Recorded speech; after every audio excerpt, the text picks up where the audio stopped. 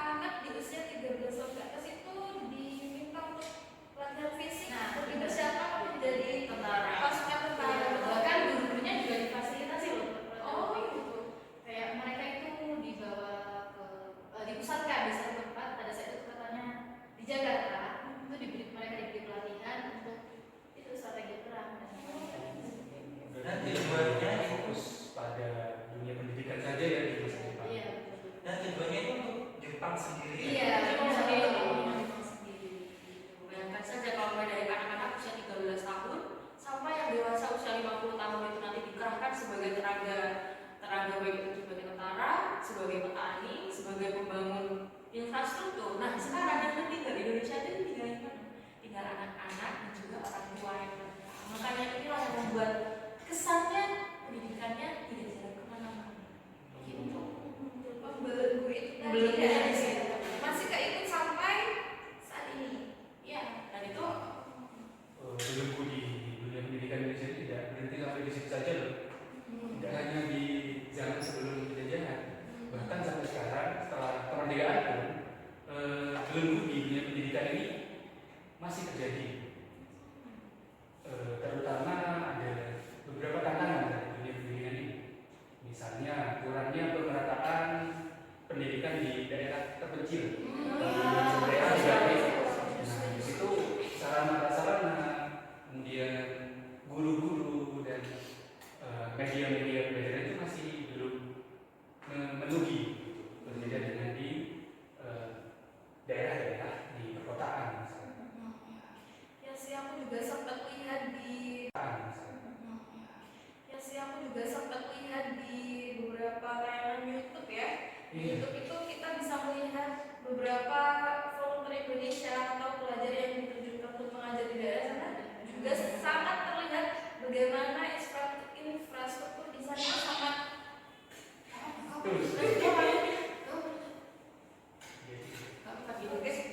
jadi infrastruktur di sana itu sangat minim atau bahkan bisa dibilang tidak ada. Seperti itu. Untuk jangankan infrastruktur ya, untuk seragam mereka maupun sepatu yang mereka gunakan itu ya seadanya. Jadi lebih menekankan minat mereka untuk sekolah, mereka mau sekolah saja itu sudah luar biasa. Bahkan untuk akses menuju sekolah itu juga masih jadi sulit sekali. Ya, ini saya juga berkaca dari pengalaman saya sendiri ya kan. Saya ini waktu kelas 4 SD itu pernah bersekolah di Kalimantan Selatan, di pedalamannya, di hutan sawitnya, 1 tahun. Itu jarak dari sekolah sampai ke rumah itu sekitar 10 km dan jalannya itu rumah lempung, bener-bener yang kalau basah itu bakalan lengket. Jadinya kalau saya di sana itu saya jarang pakai sendal karena pakai sendal itu nggak benar itu di high heels. Jadi lebih sering keker di sana. Pengalamannya terjadi ketika saya mau berangkat sekolah itu pun ya karena di sana itu daerahnya terjal, saya ada rumah lempung, batunya besar-besar, jadi sering dinaikkan truk fuso. Bayangkan saya yang anak Jawa yang biasanya naik sepeda motor, metik, mobil, terus tiba-tiba suruh naik truk fuso yang harus naik ke dalam baknya yang di belakang itu kan kesulitan. Nah itu terus lumayan bagus bos. Jadi kayak memang benar kalau kita bicara tentang infrastruktur, apalagi jalan di daerah 3T itu belum ada pembangunan yang merata. Tidak hanya untuk siswanya, bahkan gurunya juga masih terlihat kesenjangan. Iya, terlihat kesenjangan. Iya, soalnya itu juga setelah kemerdekaan ini kurikulum juga sering berganti. Iya, sering berganti. Terkait dengan kebijakan pemerintah dunia pendidikan. Jadi kita sebagai calon guru nantinya tenaga pendidik mungkin bisa Siap. Kita mungkin harus bisa menemukan solusi yang baik gitu ya. Ya. Nah, jadi berubahnya kurikulum dari kebijakan pemerintah ini untuk tenaga pendidik maupun siswa nantinya harus bisa lebih beradaptasi terhadap kurikulum yang sering berubah. Dan itu menjadi tantangan juga untuk tenaga pendidik maupun siswa. Berarti pendidik dan peserta didik juga harus belajar ya, terus masih antara Harus sama-sama Terus belajar. harus beradaptasi. Beradaptasi. Menjadi bagian sambil belajar semuanya. Terus belajar. Selain itu juga setelah kemerdekaan guru-guru swasta juga masih belum mendapat perhatian serius dari pemerintah. Berbeda dengan guru-guru yang ada di negeri, mungkin dari segi gaji atau tunjangan, guru-guru swasta ini masih belum mendapat pemerataan dari pemerintah terkait.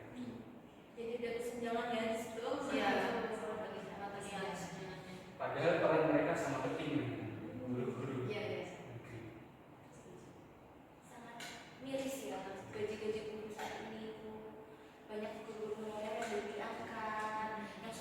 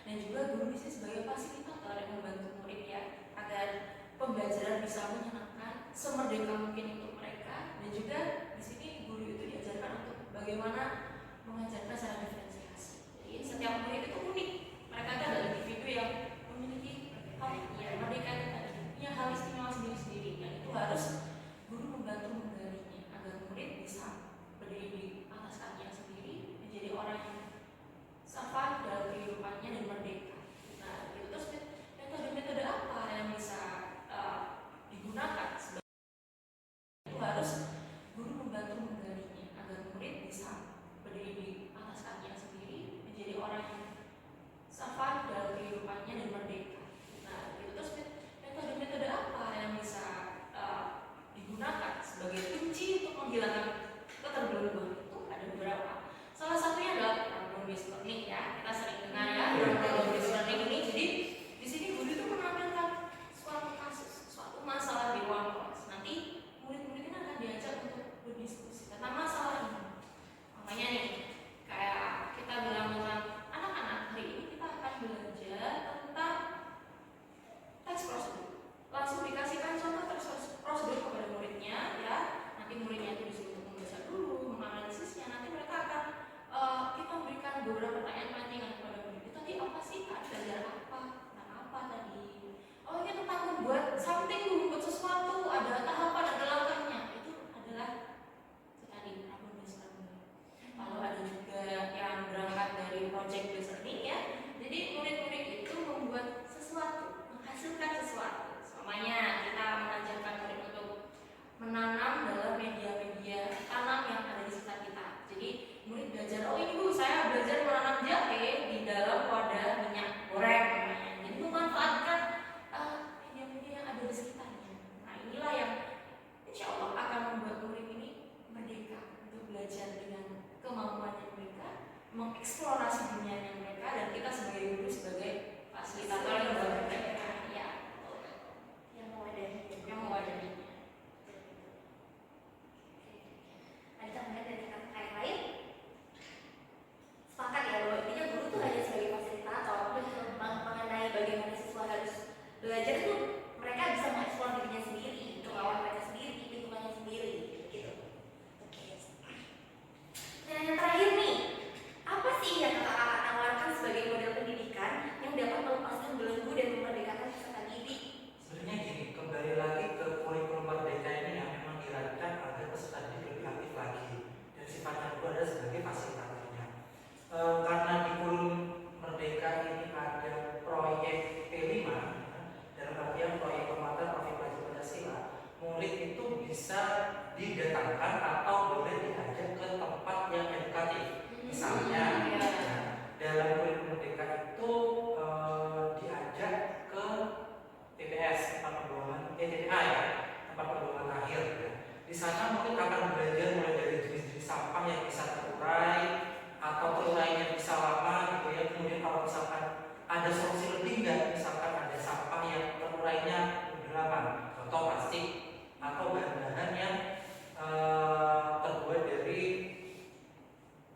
kaca bekas, kemudian botol bekas atau lain, itu bisa didaur ulang menjadi hal yang lebih menarik. Misalnya bisa membuat bunga dari botol ya, atau dari aqua atau dari apapun itu. Itu salah satunya sih. Kemudian juga kita sebagai pendidik ketika memberikan pelajaran kepada peserta didik, diusahakan kita membuat teks-teks yang sifatnya multimodal. Dalam artian peserta didik itu lebih tertarik untuk membaca teks yang ada animasinya. Bisa jadi kita memasukkan animasi itu ke dalam teks agar peserta didik lebih tertarik lagi untuk melihat, mendengar, kemudian memahami apa yang ada di dalam teks itu. Kemudian juga ya, kita tahu sendiri bahwa di dalam pembelajaran kurikulum merdeka ini ya, kita diharuskan untuk menanamkan elemen-elemen dalam Pancasila dalam pembelajaran itu ya. Salah satunya pertama beriman dan bertakwa kepada Tuhan, setelah kemudian berakhlak mulia, mandiri, kreatif, aktif, kurang lebih seperti itu ya yang gotong royong. Kemudian juga ini lagi untuk sistem assessment. Assessment itu kalau bisa kita membuat assessment yang sifatnya menstimulus peserta didik dengan pertanyaan-pertanyaan yang sifatnya box. Seperti itu. Kemudian mungkin ada lagi